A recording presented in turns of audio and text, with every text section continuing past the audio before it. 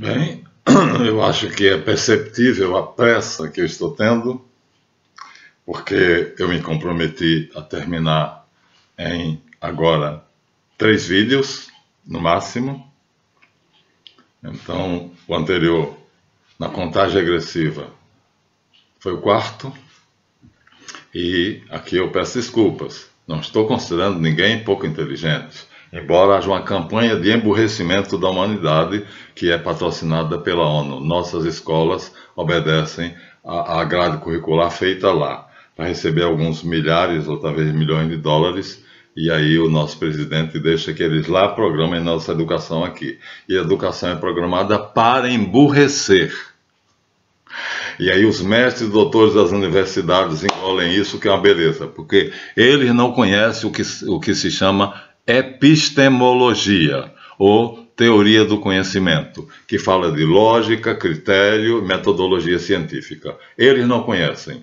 Eu conheço muitos mestres e doutores das universidades, tenho muitos como alunos, e quando às vezes eles dizem as coisas que eles dizem, pronunciando-se sobre as falsas ciências, eles são uma decepção total. São, assim, nulos, absolutamente burros.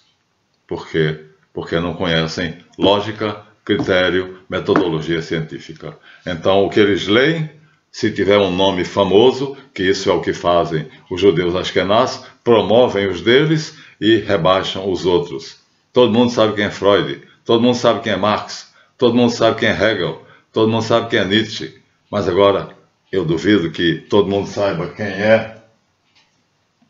Está aqui a Bertrand Russell. Talvez alguns saibam.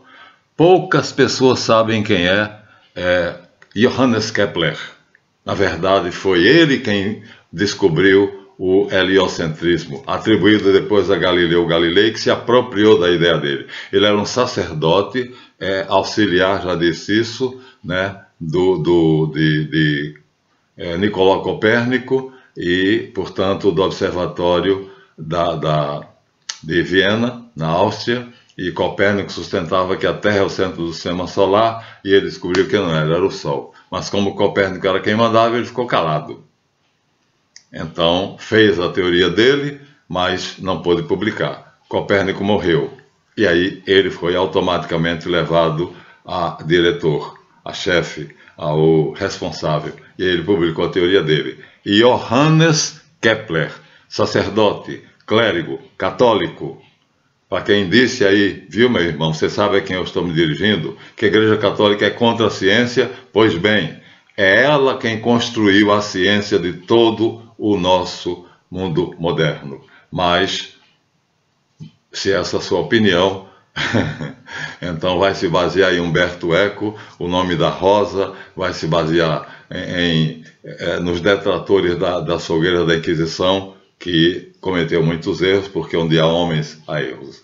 Então, é uma pena ver um mestre de uma universidade, um doutor, também uma mestra ou doutora, né? Graças a Deus a minha filha fez um trabalho para pós-graduação sobre criticando a extinção das escolas normais, um trabalho lindíssimo que eu revisei para ela e que foi uma obra-prima, mas com muito trabalho, porque o Henrique, vou falar o nome, que foi colega meu da Sobec, né, escola em Vilar dos Teles, ele era professor acho que de História, não sei, não, de Química, e também o outro que era professor de História, não veio agora o nome, está muito tempo isso aí, discutiam comigo, mas lá nós tínhamos uma coisa boa. White Abraão, que era o diretor da escola, era um liberal. Então, comunista convicto, foi preso na Revolução 64, foi espancado, sofreu, mas nada disso fez ele deixar de ser quem era. Um grande homem. Embora tenha se apaixonado pela minha mulher, e aí começou a cortejá-la, e eu disse a ele: ô chefe, o negócio é o seguinte, né? A sua é a sua, a minha é a minha. Ele disse: não, nós podemos trocar. Falei, não vou trocar a minha que tem 32 anos pela sua que tem 45, pô. Agora ele não passava pela minha esposa sem alisar o cabelo dela, dizer que cabelo lindo. E aí fez a proposta de haver a troca, e a esposa dele aceitou e me convidou a isso. Desculpa, estou fazendo aqui uma confidência que não devia ter feito. Então, assim, ele tinha essa liberalidade e nós então discutíamos. Os professores se reuniam e discutiam. Então, Henrique, que se tornou aqui o diretor da Universidade da UERJ, então quis impedir a minha filha de fazer o trabalho dela de pós-graduação sobre vamos dizer assim, como foi errado extinguir as escolas normais. Mas ela conseguiu fazer e publicou, graças a uma doutora lá, ou pós-doutora, que apoiou o trabalho dela. Então, é assim, o emburrecimento da humanidade está sendo programado pela ONU e a nossa grade curricular está sendo alterada. Vamos então correr. Então, vamos agora. Já mostramos a vocês como é que está sendo feita a destruição da nossa cultura, da nossa civilização e dos nossos costumes através de um plano, de uma agenda, que eles chamam vulgarmente de agenda Illuminati, mas não sei se esse é o nome correto. O que eu sei é que é uma agenda, e que essa agenda abrange todos os ramos do conhecimento. A última coisa que eu disse a vocês foi que me chegou às mãos um pedaço de jornal, notícia de jornal, dizendo que um homem foi preso porque estava fazendo jardinagem com o seu filho, e o vizinho estava também, e aí ele chamou o filho para fazer alguma coisa junto com ele, lá na Europa, viu? Na Europa, num dos países da Europa. E ele disse, menino, vem até aqui. Aí o vizinho denunciou ele. E ele foi preso, e foi, como é que se diz, advertido, porque não pode chamar uma criança de menino, porque não há menino nem menina.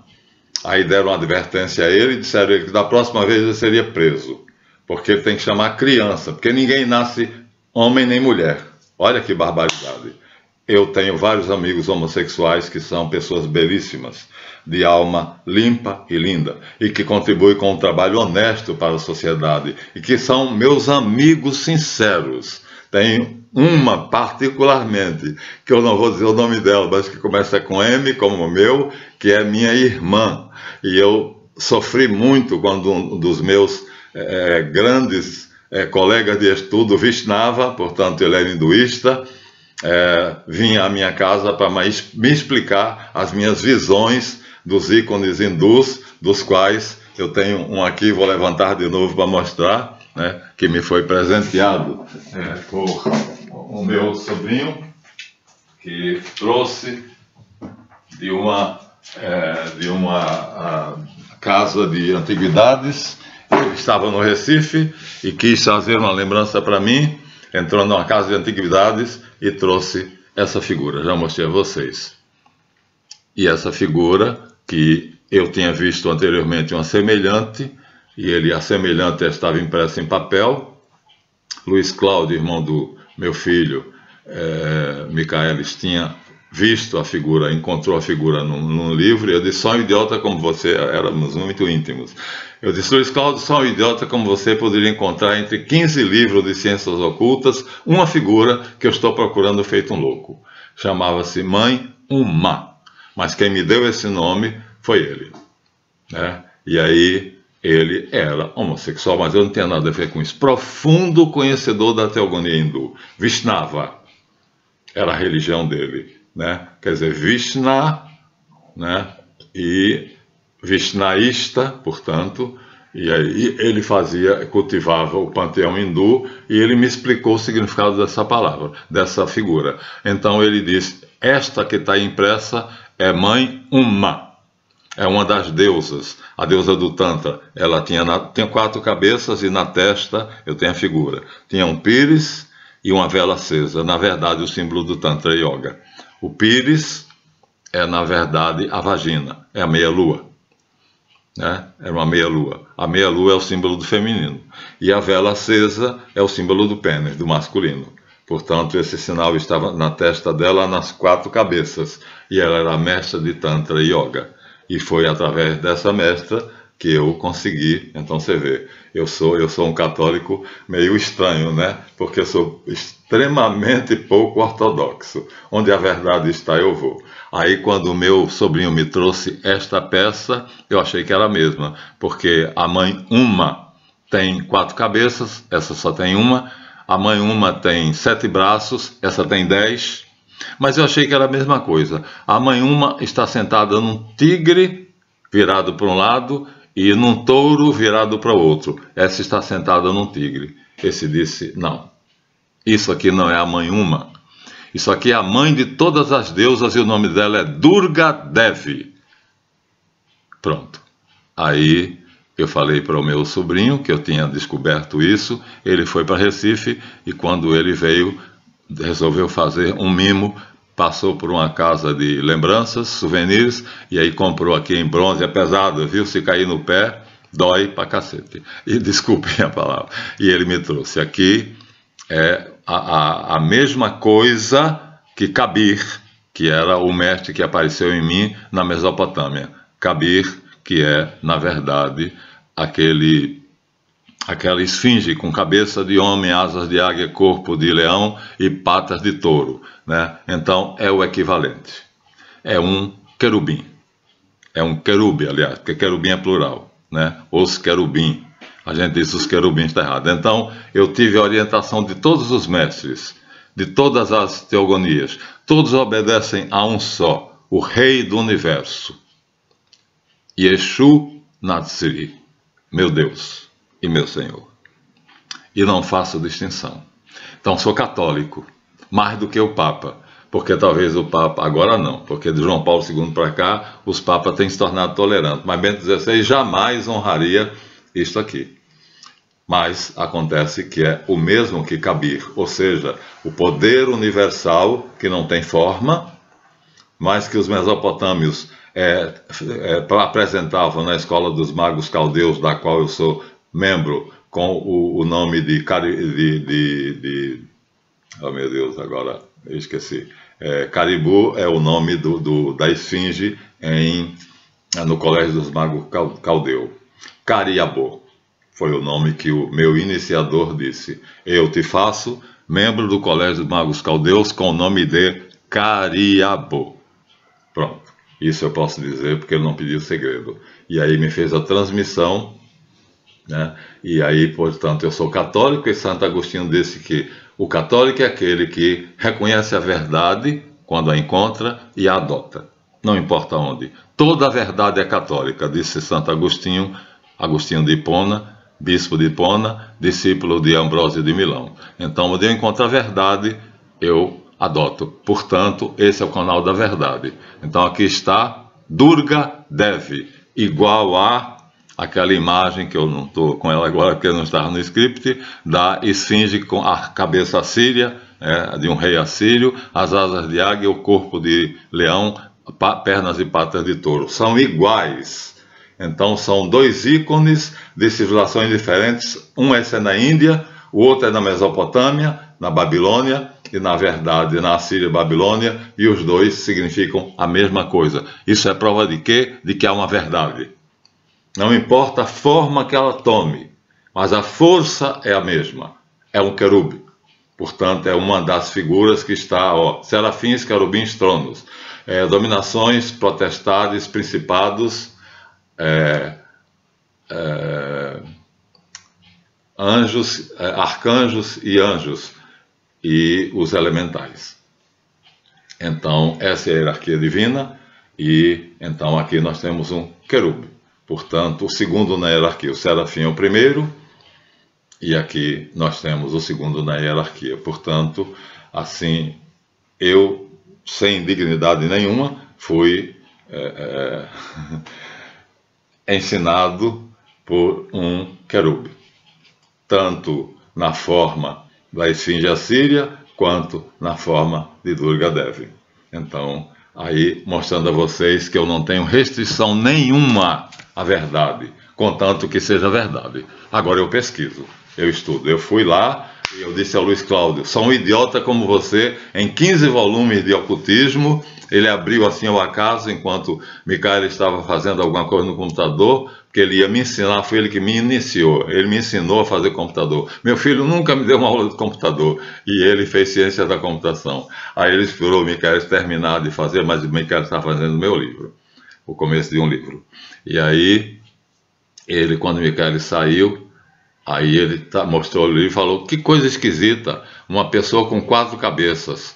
Aí eu guardei, falei: você é um idiota, eu estava procurando isso, mas só você que é um idiota é capaz de encontrar uma coisa que em 15 volumes eu estava louco procurando. Guardei, mandei Michaelis pedir a Michaelis para imprimir a figura e guardei. Aí quando chegou aqui, Henrique, por acaso também é o nome dele, Vishnava, e aí eu mostrei, ele falou: é Manhuma. Aí quando trouxeram isso, ele me explicou quem era no panteão hindu, me deu 5 volumes sobre hinduísmo. E nós conversávamos a respeito, e eu dizia: como é que você, sendo católico, pode conversar comigo sobre o panteão hindu? Eu falava: porque o que é verdade no alto é verdade embaixo, assim em cima como embaixo, diz Hermes. E Agostinho disse, né, onde a verdade estiver, ela é católica. Então, aí quando eu trouxe esse, eu falei: ó, Henrique, conheci. Não é o Henrique da universidade aqui que quis impedir a minha filha de fazer a tese dela de pós-graduação, não sei se é tese, como é que se chama, uma monografia, né, sobre, criticando a extinção das escolas normais. Ele disse: não, esta não é Manhuma, esta é Durga Devi. Pois é, ela me orientou, as duas, tanto Manhuma quanto a Durga Devi. Me orientou. Ela tem 12 braços, em cada braço tem uma arma, que significa os poderes dela. Durga Devi tem 7 e Adanari tem 4. Então são todas elas verdadeiras, não importa em que civilização está. Eu sou pela verdade. Esse é o canal da verdade. E onde a verdade estiver, eu ouço a voz dela. Aqui está um livro que fala a verdade. Já mostrei várias vezes. E aí o que é que aconteceu? Harold Bloom e Dave Rosenberg são peritos em língua hebraica, peritos em cultura hebraica. E o que é que eles fizeram? Criticando, num programa de computador, as partes da Bíblia que colocam Javé como Deus, porque eles descobriram que o Deus de Javé, o Deus Javé, que é o Deus de Moisés, não é o mesmo Deus de Jesus Cristo, de Elohim, ou seja, há 2 deuses na Bíblia. Então aqui eu tenho o meu irmão Everaldo, aqui a gente estava estudando o alfabeto hebraico, tá vendo? Ó? Estávamos estudando o alfabeto hebraico e ele aqui está completo. Aí o Everaldo disse: mas é pequeno. Eu falei: poxa, as letras são grandes. Mas se você mostrar para os seus alunos, que eu ficava na frente da sala de aula, temos 30 alunos, se você mostrar para eles, eles não vão ver. Eu vou fazer para você um maior. É assim, viu? Meu querido irmão Everaldo, aqui vai meu amor e meu abraço. Continuamos no Facebook discutindo. Aí ele fez. E aqui está o alfabeto hebraico. E feito por ele. Ele fez em vermelho. Aleph é o A. Tá vendo? Equivalente ao nosso A, a primeira letra, e fez todas as outras até o Tal. E aqui é A a Z. O Tal é equivalente ao Z. Em grego, alfa e ômega. Em português, A, Z. Em hebraico, Aleph, Tal.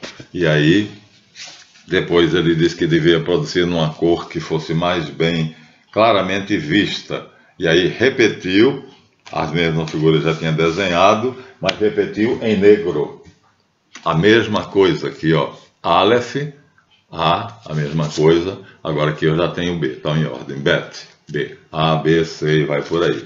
Esses estão em ordem alfabética, porque eu não uso eles, usei para fazer o que eu vou fazer ali, mas aqui não, aqui para mostrar a primeira e a última letra, que equivalem às cartas do tarô. São 22 letras do alfabeto hebraico, são 22 letras, são 22 cartas do tarô, são os caminhos da árvore da vida que os Rosacruses e alquimistas fizeram no século XV e que hoje passa por ser cabala judaica. Cabala judaica, pombas nenhuma, aí eu ia dizer um palavrão, mas eu tenho que tomar cuidado. né? Então, assim, os judeus passam por ser os criadores da Cabala, que na verdade é uma tradição que remonta à Suméria, e provavelmente a Suméria herdou da Lemúria. E aí, na verdade, e Ariel Kaplan diz claramente isso no livro dele, Sefer Yetzirah, que eu tenho edição em inglês, foi presenteada também pelo meu sobrinho. Não tinha na época a tradução em português, mas inglês para mim eu devoro facilmente, porque eu sou professor de língua inglesa, portuguesa e leio francês e espanhol com facilidade. Então, ele me deu, comprou e me deu, porque eu estava curioso demais para saber o que era o Sefer Yetzirah. E aí ele me deu. E lá, Ariel Kaplan, que é o escritor do livro, assim como o Ariel Ben-Sion fez uma síntese do Sefer HaZohar, ele faz a apresentação das 4 versões do Sefer Yetzirah, que ele diz no prefácio que originariamente era uma única página com 260 palavras, trazida de Ur dos Caldeus por Abraão. Está lá escrito. Então, de onde vem? Abraão trouxe para a Palestina, peregrinando lá, com um rolo, um papel enrolado. Naquela época o livro não era isso aqui, era um papel enrolado e com um laço. E ele trouxe, era apenas uma folha com 260 palavras. Ele disse, e aqui está as 4 versões principais. Eu vou dar aqui neste livro, dizendo cada uma, a versão de Gra, a versão disso, a versão daquele, né? É a mais comum, e a minha, a que é mais corrente que a minha. E ele dá. Então, vindo de Ur dos Caldeus, o Sefer Yetzirah trazido por Abraão, que era não era um pastor de ovelhas, como os filmes apresentam aí, né? Um ignorante, morava em Ur, na cidade cujo deus era Ninurta, e que fazia parte da Pentápole, como sendo o centro cultural da Caldeia. Ali estavam os maiores sábios, portanto Abraão era um grande sábio, provavelmente um sacerdote, um mago caldeu, porque as macumbas que ele faz lá no Gênesis, não está no gibi, já falei a vocês, é de arrepiar, ele próprio teve medo. Então ele fez uma que Javé mandou e ele teve medo. Javé não, Elohim, porque Javé não conhecia o Abraão. Então uma das coisas, no alfabeto hebraico, que é a única coisa que Elifa Levi teve a genial ideia, ele junto com um outro estudioso da civilização egípcia, eles estavam estudando o alfabeto hebraico, comparando com o alfabeto, com os hieróglifos, e aí perceberam que a árvore dos judeus não tinha ligações, né? E a árvore dos alquimistas tinha. Eles viveram no século XVIII. E aí estou tentando me lembrar do nome do outro. E aí, mas o dele é maior, então está mais fresco na minha mente. E então, Kurt de Gebelin, pronto, veio. Então, Kurt de Gebelin foi até o Egito e estudou a escrita egípcia, portanto, que foi decifrada pela Pedra de Rosetta. Quando Napoleão Bonaparte foi para lá, levou os sábios franceses. Quando veio para o Brasil, Dom Pedro VI também trouxe os sábios franceses, e assim eles tinham o hábito. O rei saía com um séquito, e dentro desse séquito os sábios. E lá, Champollion, francês, decifrou a Pedra de Rosetta, dizendo assim o segredo, descobrindo o segredo da escrita hieroglífica, porque estava um texto para a posteridade adorar os deuses que a deusa Cleópatra, a deusa não a princesa, a rainha do Egito, adorava. E ele pegou o nome Cleópatra e conseguiu ver no copta, ou seja, na linguagem corrente dos egípcios. Ele viu a palavra Cleópatra e descobriu ela lá na linguagem hieroglífica. Através dessa palavra, Cleópatra, com C-L-E-A-P, ele aí pegou essas letras, e através dessas letras ele foi encontrando e Champollion. E aí conseguiu decifrar a chamada Pedra de Rosetta, chamada Pedra de Rosetta em português, e aí ele mostrou a diferença entre o alfabeto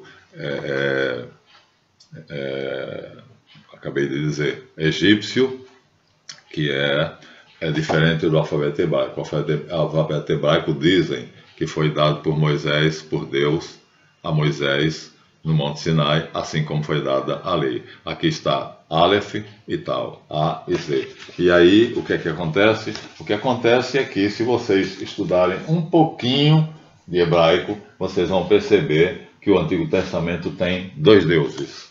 Um deles começa com o nome Iode, depois vem Re, depois vem Val e depois vem Re. Vou colocar em forma de baralho, tá? Vou colocar aqui em forma de baralho. Então, esse é um dos deuses do Antigo Testamento. Iode,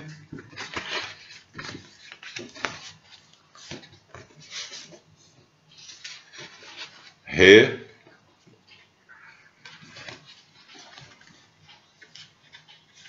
eita, meu Deus do céu.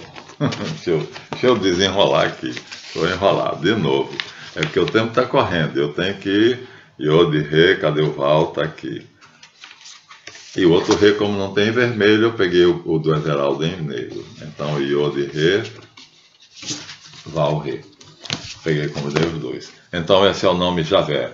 Iode, Re, Val, Re. Nas escolas de magia só se fala isso, porque não se sabe a pronúncia do nome. Os judeus, só quem sabia era o sumo sacerdote. É a palavra perdida da maçonaria. Como pronunciar? Jeová não é. Então, Iode, Re, Val, Re. O Re aparece duas vezes, eu tenho que pegar em preto. Então, essa palavra só aparece a partir do ano 1400 a.C. Moisés viveu em 1350 e aí aprendeu que essa palavra existia e aí aceitou, assumiu o Deus Javé, que não é o Deus de Abraão, Isaac e Jacó. Mas Jacó já tem a revelação dela. Então, já é.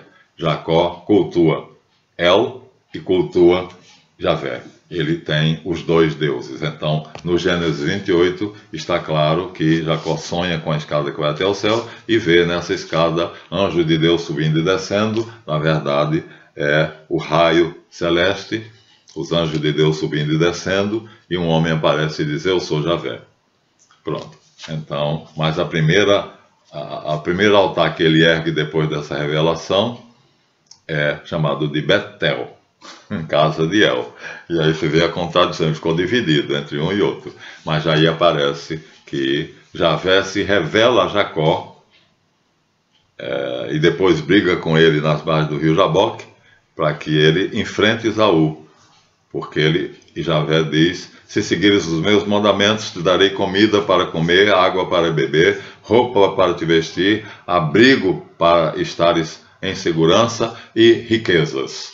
Mas tu terás que me adorar. Com este nome eu quero ser adorado. E ele fica em dúvida, mas o Deus dos nossos pais era El. El Shaddai, El Elyon, El Gibor, El Kai, sempre El. Era o Deus semita que não tem origem. E Yahvé, o professor Mark Smith descobriu a origem do nome Yahvé, a fusão de Yah, o Ea, o Deus Enki, já disse aqui, com a deusa Havá.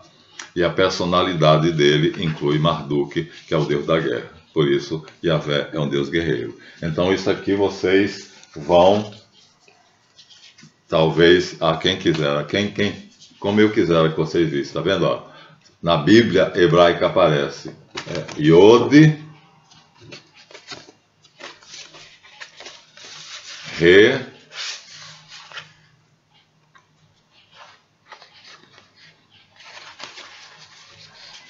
Val, Val,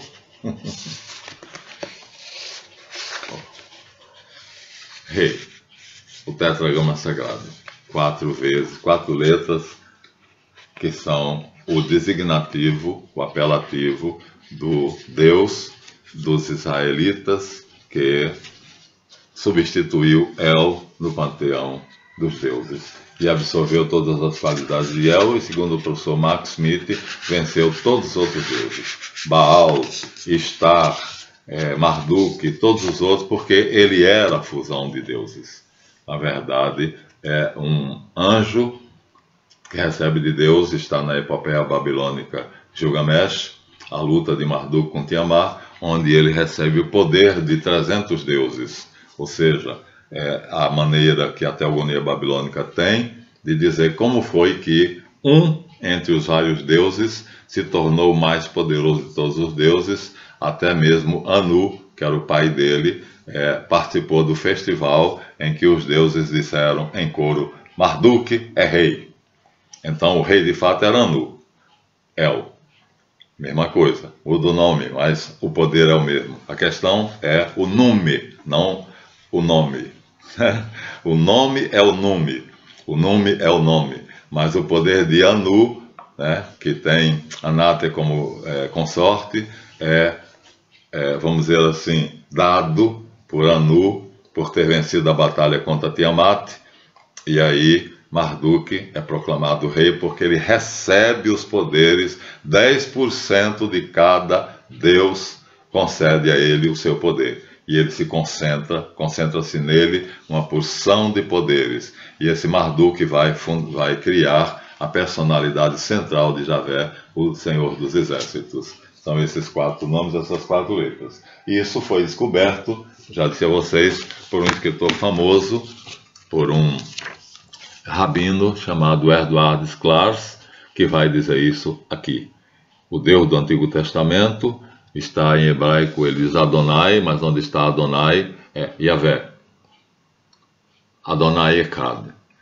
Shema Israel, Adonai Eloheinu, Adonai Echad. Aí ele explica na monografia dele, Adonai substitui Yahvé. Então Moisés é quem inventou, que criou essa oração, que o judeu olha para o céu e recita, né? Assim como o muçulmano recita La ilaha illallah Muhammad Ramsu Allah. Só Allah é Deus e Maomé é seu profeta. Aqui eles botaram Adonai porque eles não têm coragem de escrever Yahvé. Então Shema Israel, na verdade é Yahvé Eloheinu. Yahvé é o nosso Deus. Mas veja, Elohim, não, o nosso Senhor, o nosso Deus. Aí já você percebe, aqui o Eduardo Sclares começa com isso, para mostrar que são 2 deuses. E aí ele diz no final da apostila, do trabalho dele, que quem venceu foi Javé, mas porque esse era o desígnio de Anu. Ele venceu a batalha contra Tiamat, o dragão Tiamat. E aí quem termina, portanto, é Yahvé. Aqui, ó, Yod, Re, Val, Re. Em letras portuguesas, ali eu mostrei em letras hebraicas, e ele disse, chamar Jesus de Senhor é mesmo que chamá-lo de Yahvé, porque Yahvé é o Messias. Então é aquele que Deus enviou, o anjo que Deus enviou para mostrar à humanidade que ela deveria se dobrar à lei que El determinou. E aí ele faz o pacto do Sinai com Moisés, que é repetido de uma maneira mais elegante no Deuteronômio. E aí ele diz, aí no final de tudo, 400 anos depois que Esdras estava na Babilônia, que não fala de Esdras, do cativeiro da Babilônia, então Yahvé se torna o Deus dos deuses e o Senhor dos senhores, substituindo assim, tomando o lugar de El, mas não é verdade. Yahvé não tomou o lugar de El. Yahvé era, como na epopeia de Gilgamesh, a luta de Marduk com Tiamat, eles aqui, né?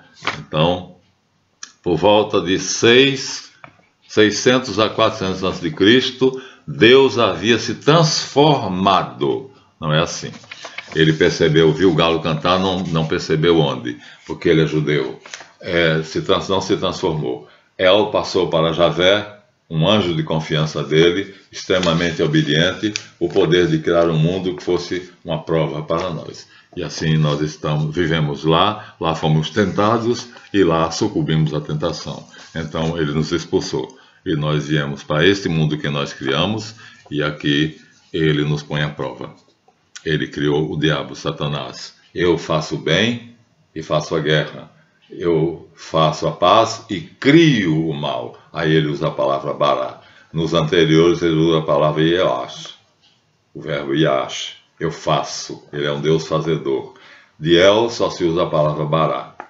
Mas aí, curiosamente, nesses eu faço isso, eu faço aquilo, e ache, quando ele chega e crio o mal, ele coloca Bará, porque ele usa uma substância de Deus chamada sombra. E Deus disse, haja luz, e aí aor, fiat lux em latino, via aí aor, e a luz se fez, né? Em hebraico. Em latim, et dixit Deus fiat lux, et lux erat, e a luz se fez. Então, ele não compreendeu tudo, mas ele percebeu e teve coragem de fazer a denúncia que, de 600 a 400 anos antes de Cristo, então, foi obrigado, o povo judeu, livre do cativeiro, foi obrigado por Esdras a adorar Yahvé e a esquecer El. Por quê? Porque Esdras descobriu a ordem secreta de Melquisedeque, que cultuava El, o Deus dos patriarcas e da sociedade patriarcal, ou uma sociedade secreta, a primeira do mundo. E Esdras fundou a Kahal, a sociedade malvada que fez a nova ordem mundial, que hoje se chama Movimento Sionista Mundial. Aqui nós temos um judeu notável, que vai para ele os meus respeitos, como para Maimônides, porque fez uma denúncia. Ele disse, há 2 deuses na Bíblia e as pessoas acreditam que só há um. Então, parabéns para os Clars, meu irmão, embora seja judeu, mas ele disse, não é a mesma coisa, não é o mesmo Deus. Então, que maravilha, você vê como é que as pessoas estão descobrindo as mentiras e chegando à verdade. Ele já chegou à meia-verdade, são 2 deuses. Só que ele disse que Javé, El se transformou. Não, El não se transformou. Nem Yahvé, como é que se diz, tomou o poder de El. Não, Yahvé foi criado por Reshit e recebeu os poderes necessários para dobrar o povo judeu, para educá-lo a seguir a lei e assim tornar-se um povo que fosse luz das nações, guia dos gentios, que eles não vão conseguir de jeito nenhum. 613 preceitos, que nós, na árvore da vida judaica, só tem 10, os 10 mandamentos. Aquelas bolinhas da árvore da vida, na verdade, já guardei, são as 10 Shemot, os 10 mandamentos. Então, não tem as travessas, que são as letras judaicas, que aí foi Elifas Levi e esqueci o nome dele, o colega dele, que era egiptólogo, que inseriram aquelas travessas, quer dizer, quem inseriu foram os Rosa Cruz e alquimistas. Já tinham descoberto, então, que as 10 Shemot são interligadas, Javé, mas ele é interligado pelas 22 letras hebraicas, cada uma delas serve para uma meditação. E aí, introduziram aquilo ali, e ficou o nome de Elifas, e o outro não surgiu mais. E aí, Côte Gabelin. Elifas Levi, que era francês, organizador da Biblioteca de Paris por Napoleão Bonaparte, que trouxe uma montoeira de livros para que ele organizasse. E ele criou a Biblioteca de Paris, um gênio, separando o joio do trigo, dizendo que era bom e que era mal, mas colocou tudo. E aí fez o Dogma Ritual da Magia, que é uma obra-prima, a maior obra dele, a mais conhecida. Aqui nós temos uma coisa semelhante. Os 2 judeus, Harold Bloom e David Rosenberg, descobrem que a Bíblia, na verdade, mandada ser escrita por Salomão no ano 960 antes de Cristo, filho de Davi. Então ele manda fazer uma epopeia que para ele não passava de uma epopeia, viu? Ele manda fazer, como já disse a vocês, um livro que mostrasse que os judeus tinham um Deus que era só o Deus dos judeus, nada. Balaão era sacerdote de Javé e Moisés mandou matá-lo porque não queria concorrência. Aí ele mostra aqui, já mostrei para você, olha só, tudo está contido aqui. Ou seja, o original do livro que Salomão mandou escrever, tirando de vários papiros diferentes, reunindo as variadas culturas, ele selecionou a história de Javé e fez uma epopeia. Porque Javé dizia que Israel é meu eleito, Israel é meu primogênito, Israel é meu menino, minha criança. Então o povo eleito, essa ideia do povo eleito vem deles por causa da visão que ele fez. Apareceu a Jacó e mudou o nome dele para Israel na briga no Jaboque. Olha só, agora eu vou te mostrar o que é que essas poucas páginas aqui se transformou com os comentários dos rabinos, inocentemente achando que estavam fazendo bem. Transformou-se nisso aqui. Hoje, aquilo ali é isto. Querem ver de novo e comparar? É difícil porque está no meio do livro, tá? Mas está aqui, ó. Vamos ver se eu consigo segurar. Vamos ver. É só esse miolo aqui, só. Isso é de acordo com um programa de computador feito especialmente para extrair o livro de Jota, ou seja, só a epopeia que Salomão mandou fazer para honrar Javé como o Deus que adotou os israelitas como sendo o povo eleito, se tornou nisso aqui. A Torá, a lei de Moisés. Comparem. E vocês vão ver como era um livrinho pequeno, uma apostilazinha, um pequeno romance, que podia até ser decorado e se tornou isso aqui. Então, foram acrescentados vários livros. Aqui nós temos agora 4 fontes. A Javista sacerdotal, a Javista eloísta sacerdotal, a deuteronomista e a do redator final, que é o canalha do Esdras, que fez uma mistureba danada e fez a confusão toda. Então, o meu irmão Meir Metila Malamed não conseguiu perceber isso, e aí ele honra esse livro. Nós cristãos também honramos, porque todos foram inspirados. Mas Javé só tinha nos originais esse pedacinho aqui, essa quantidade aqui. E aí outros autores inspirados, aumenta daqui, quem conta um canto aumenta um ponto, mas isso foi por inspiração, viu, minha gente? Não foi assim, eu decido fazer e faço, não.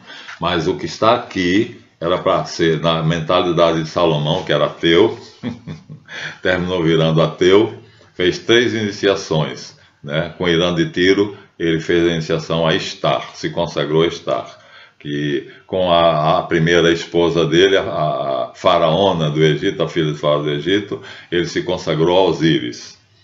E através da religião praticada por Moisés, a iniciação nas letras judaicas que servem para meditação, são chamada a carruagem de fogo, a Merkabah. Então é um segredo, cada letra daquela serve para meditar sobre um tema. Isso não direi a vocês, isso é parte do segredo da Cabala, que aí só o cabalista sabe. Então a ideia era uma epopeia que colocasse Javé como o herói, que termina protegendo os grandes escolhidos por ele, no povo escolhido por ele. Davi, Salomão, e vai por aí, né? E aí depois Esdras vai colocar Javé lá como Deus de Abraão. Aí faz uma meleca, porque Abraão nunca soube quem era Javé. Como é o nome dos 2 filhos Bom, vamos começar pelo começo. Aqui nós temos então essa comparação, vocês já viram, tá? Então, esses livrinhos aqui no centro viraram isso aqui, mas os livros são inspirados. Nós respeitamos e devemos respeitar. A lei de Moisés, a Torá, é sagrada, embora esteja cheia de contradições, porque Esdras meteu o dedinho e fez uma meleca de propósito, para desmoralizar a Torá e assim criar um outro livro, que é o Talmud, vocês já sabem. E aí dizer que a Torá não valia nada porque estava cheia de erros, e o Talmud sim, era o livro. Mas acontece que, se eu pegar aqui o livro que eu estudei no seminário do Mosteiro de São Bento, se você pegar Gênesis 1, o nome que aparece é Bereshit bara Elohim. Já falei isso para vocês, e o nome Elohim está aqui. Olha só.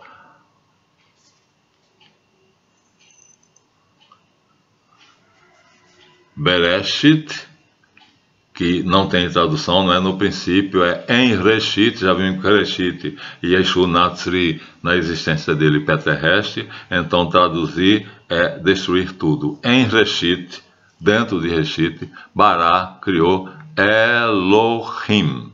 Olha o nome aqui, Elohim. É o Deus de Abraão, o Deus de Isaac, o Deus de Melquisedeque, o Deus da sociedade monoteísta patriarcal. El, as duas palavras iniciais, Aleph e Lamed. Aqui está no plural porque são três potências: sabedoria, poder e bondade. A inteligência, né, que é o Abba, a memória, que é o Abba, a inteligência, que é o Logos, e a vontade, que é o Ruach HaKadosh. Então é uma trindade, por isso está no plural. Não apenas El, como está aqui essas duas letras iniciais, Aleph, Lamed, mas Elohim, os três, o plural. Nada de plural de majestade. Isso é uma invenção dos judeus para dizer que ele é um só, é uma família. Então, Pai, Filho e Espírito Santo. É claro que o Espírito Santo deve ser feminino, porque se existe um pai e um filho, tem que ter uma mãe. Lógico. E aí, quando vocês vão em Gênesis 2, vocês veem a criação de Javé, já mostrei para vocês, né?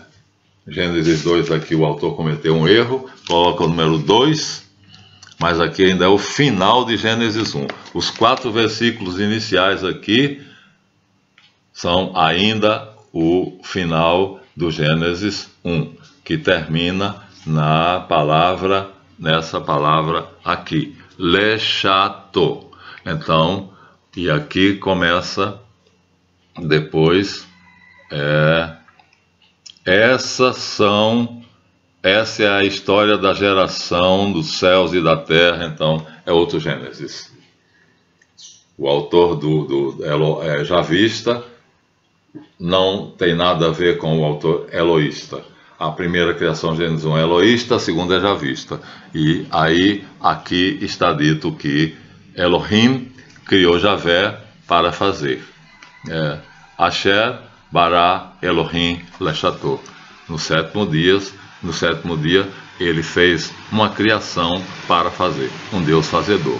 Então, um Deus criador, Elohim, que cria barando, criou Yavé, que cria Yachando, fazendo. Mas quando ele diz que criou o mal, ele usa, o escritor sagrado usa a palavra bará.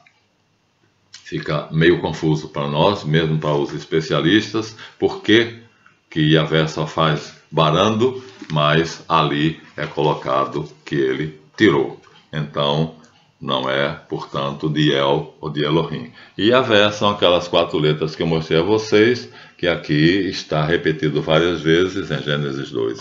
Em Gênesis 1 não aparece, é Elohim. Aqui vou mostrar Yavé, o tetragrama sagrado, aparece várias vezes, dizendo que ele é o criador do outro universo. Então são 2 universos, e aqui está Yod, Re, Val, Re. Yod, Re, Val, Re. Yavé. Está vendo? Ó? O nome está aqui. Ó, Yod, é a primeira letrinha aqui, um pingo. Re, Val, Re. Então, as mesmas letrinhas que eu mostrei aqui no alfabeto que o Everaldo me deu, né? Como é que a gente conseguiu, então, tirar as 4 letras. O Yod, o Re, o Val e o Re. E a Vé. São 4 letras que, dentro da maçonaria, constituem a busca maior do maçom, a palavra perdida, porque não se sabe como pronunciar. Essa palavra tem 200.000 possibilidades de pronúncia, porque são 4 consoantes.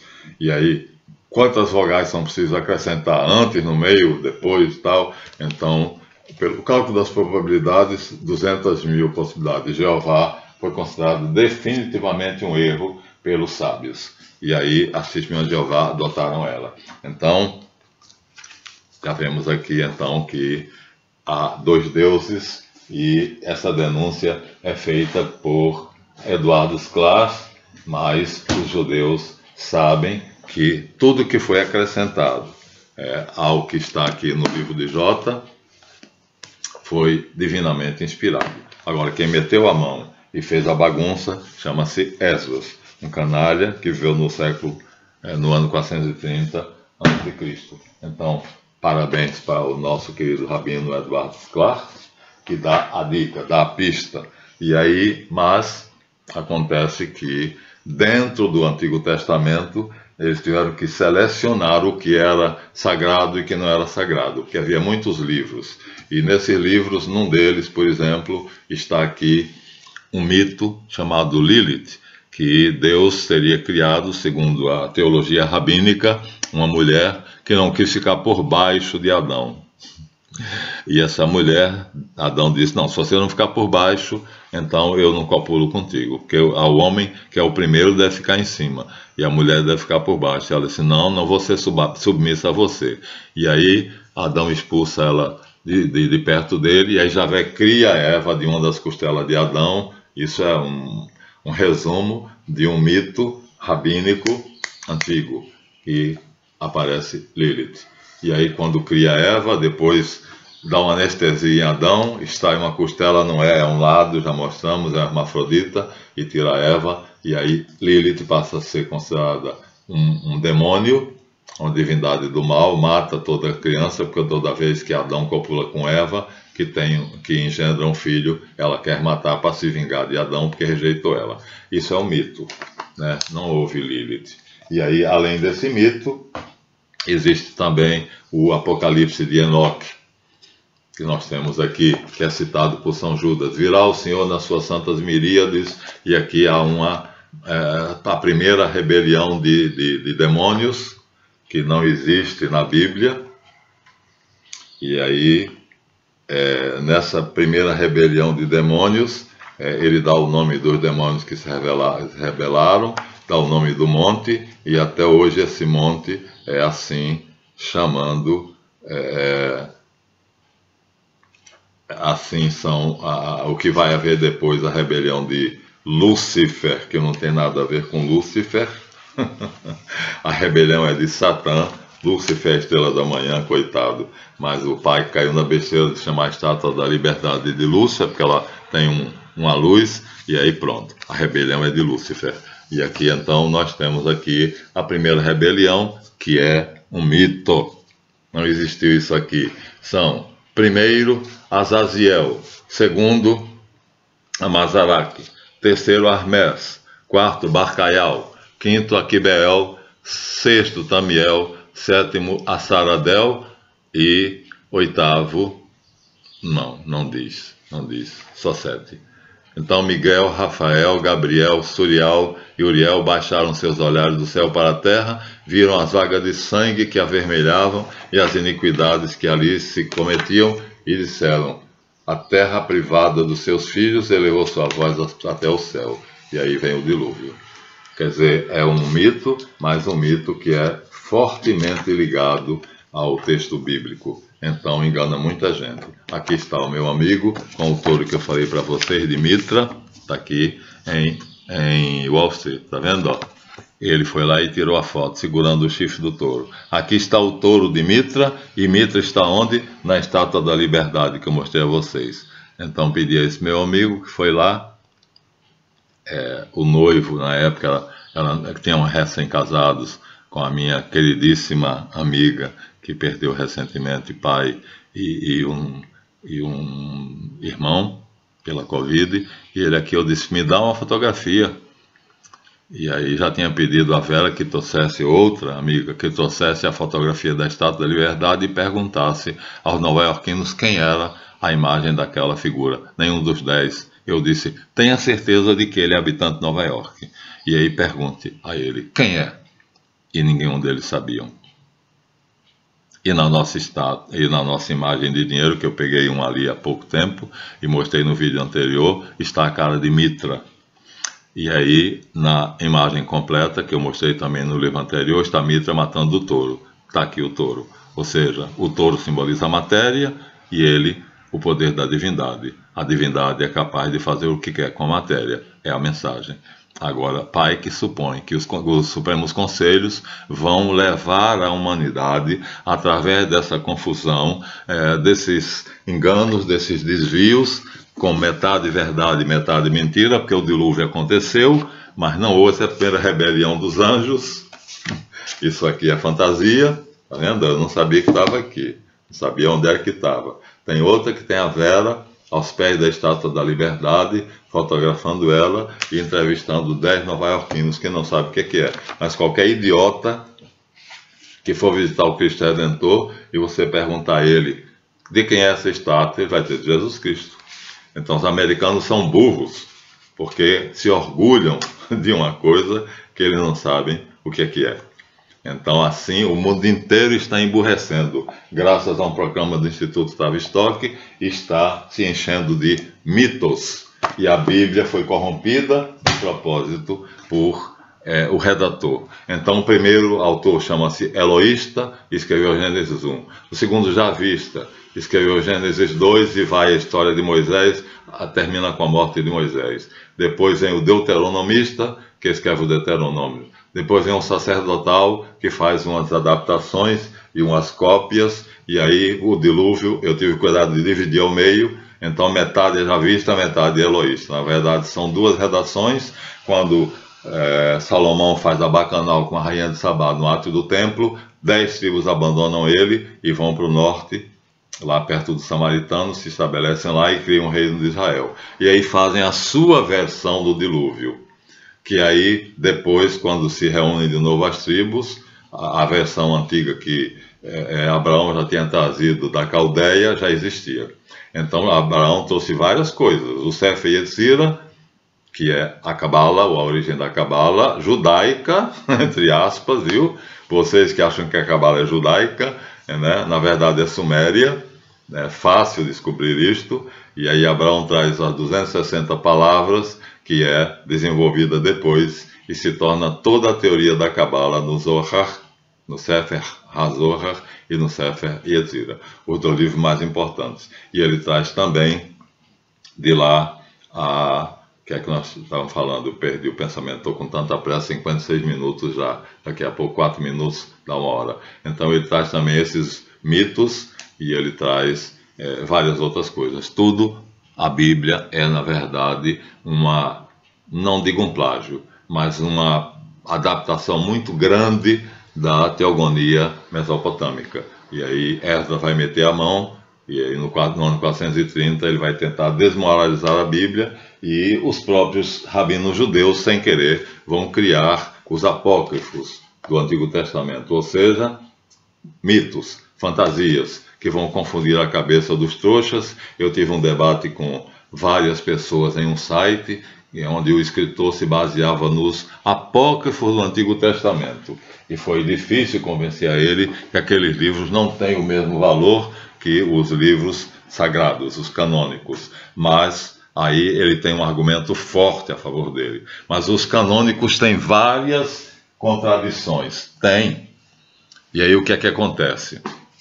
As Bíblias são, portanto, em hebraico, no original, em grego, a Septuaginta, e em latim, a Vulgata Clementina.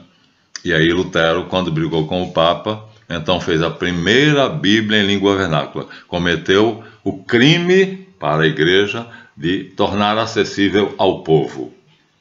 O Papa não queria que o povo tivesse acesso. Mas não queria por quê? Porque sabia que ia virar bagunça. Sabia que o povo não ia entender. E sabia que os próprios redatores da tradução iam cometer erros. E a primeira tradução é na alemã, né? A versão de Stuttgart, que é a cópia da luterana. Aí um português, seguindo o exemplo de Lutero, traduz para o português, foge de Portugal para a Holanda e lá escreve a Bíblia Sagrada. É a Bíblia mais famosa em língua portuguesa, é Almeida, né? Então, a Bíblia de Almeida, João Ferreira de Almeida, é cópia da de Lutero. E aqui está o mesmo erro que Lutero fez lá. No princípio, Deus criou o céu e a terra, não é em Reshit. Então Lutero não era tão inteligente, porque na verdade não era ele. Então aqui está, no princípio Deus criou o céu e a terra. Erradíssimo, né?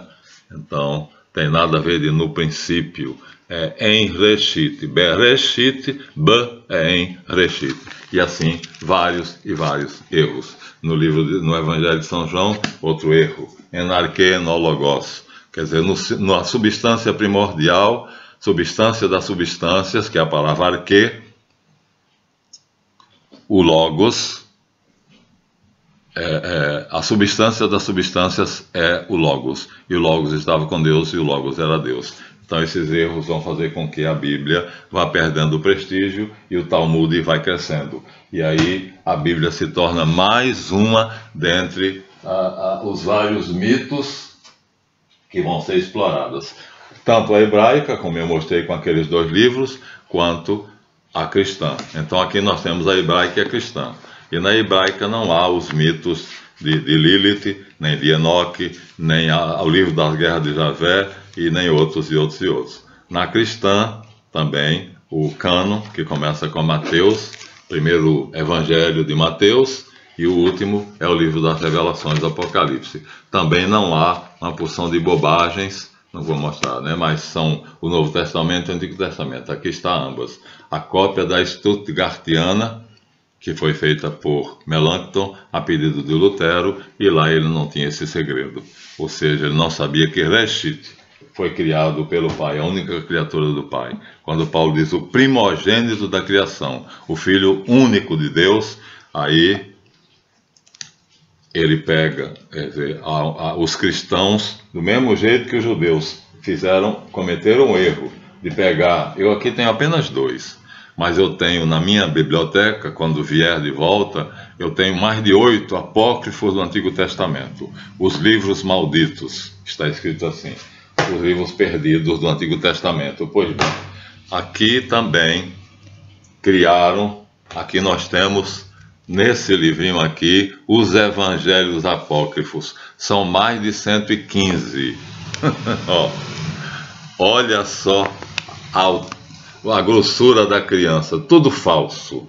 As atas de Pilato, o encontro de Jesus com Abgaro, rei de Edessa, e Jesus transformando bolinhos de terra na praia em passarinhos, e aí haja mitos, ou seja, isso vai desmoralizar e criar um problema para a igreja cristã, porque a partir daqui os escritores que querem ganhar dinheiro, portanto, serem premiados pela Carral, eles vão criar um mito perigoso, que é Jesus Cristo era marido de Maria Madalena. Aqui está o idiota que fez isso, 3 historiadores famosos, Michael Besant, Richard Lee e Henry Lincoln. Fizeram uma pesquisa, entre aspas, e nessa pesquisa, feita nos evangelhos de Maria Madalena, de São Tomé e de Felipe, eles vão chegar à conclusão que Jesus, na verdade, casou com Maria Madalena, o era amante, o amaziado, e os 2 tiveram um filho ou uma filha. E aí foram levados para a Espanha, numa versão, eles não conseguiram chegar. Ou para a França, em outra versão, mais provável, e a outra versão na Inglaterra. A da França prevaleceu. Então, no filme Código da Vinci, no Código da Vinci, que foi Dan Brown que escreveu, prevalece a versão de que Maria Madalena foi com o filho dela no ventre dela para filho de Jesus, era uma mulher. O filme, a obra é interessantíssima, mas todas as 2 são obras de ficção, ou seja, não valem mais nada do que os evangelhos apócrifos, são mitos. Então, assim como mitos e mais mitos, vão se enganando os cristãos e vão levando os cristãos à confusão, né? E já que há o emburrecimento, não se tem critério. E aí é uma pena você ver um mestre ou um doutor formado por uma escola superior da Universidade de UERJ, ou da Universidade de São Paulo, ou da PUC, dizer as barbaridades que eles dizem. Aqui nós temos um que é da família Tivita, que não usa o sobrenome Tivita, mas que tem um canal onde ele explica a Bíblia. É uma barbaridade vê-lo. Eu não lembro agora o nome da besta, mas ele, em todas as vezes que se faz alguma coisa, aqui está o equivalente a uma. Então aqui está, aliás, a Durga Devi. De um lado, Durga Devi, do outro lado, o equivalente em assírio. Aqui, no panteão hindu, aqui no Panteão Caldeu. Mesma coisa, mesma verdade, mesma mensagem, para quem sabe ler, para quem pesquisa. E aí, isso é verdade. Agora, o que é que acontece? Acontece que, financiados, né, pelos agentes da Carral, Movimento Sionista Mundial, 3 historiadores famosos se mancharam fazendo uma falsa pesquisa e descobrindo a história fascinante da descoberta, a pesquisa, que, na verdade, o Santo Graal foi o nome que escondia a filha ou filho de Maria Madalena, o descendente de Jesus legítimo, e que é chamado Sangraal, em espanhol, Sangreal, ou seja, aquele que tinha o sangue real, porque de fato era filho dos reis dos judeus. Jesus era rei dos judeus pelas 2 linhas, de Natã e de Salomão, ambos filhos de Davi. Natã, o primogênito, portanto, não era primogênito, mas assim, o mais velho, na época era o herdeiro presuntivo do trono, já que Adonias tinha sido morto por Salomão, e Salomão era o mais novo, portanto, então Salomão era o herdeiro, tornou-se o herdeiro legal, mas o herdeiro legítimo era Natã. Por um acaso, eles dois são a descendência ou ascendência de Maria e de José. As 2 ascendências se unem, assim José vem por Salomão e Maria vem por Natã. E aí Jesus se une. Mas aqui eles dizem que não é. O verdadeiro herdeiro, quem vai dar à luz o filho de Jesus Cristo, é Maria Madalena, não é Maria, mãe de Jesus. Então, quando ele faz a estátua, quando Miguel Ângelo, que era dessa tese, faz a estátua da Pietà, lindíssima, o Papa olha e diz: mestre, a mãe é mais nova do que o filho. E ele aí cinicamente diz: Santíssimo Padre, para mim, Maria nunca envelheceu. E aí Dan Brown ganhou bilhões pegando essa teoria e transformando num romance policial muito famoso e muito movimentado, e criando mais um mito de que Jesus e Madalena se uniram sexualmente e tiveram um filho. Acho que encerraremos o vídeo por aqui. 1h06 minutos, e agora temos 2 vídeos finais. Pronto. Esse é o 3 na contagem regressiva. Faltam 2. Nos 2 finais, então, que não serão agora, nós daremos o que já está aqui separado. Ó, da montoeira de livro que tinha aqui, só sobrou isso aqui e isso aqui. Aqui está o filé. Aqui é o último.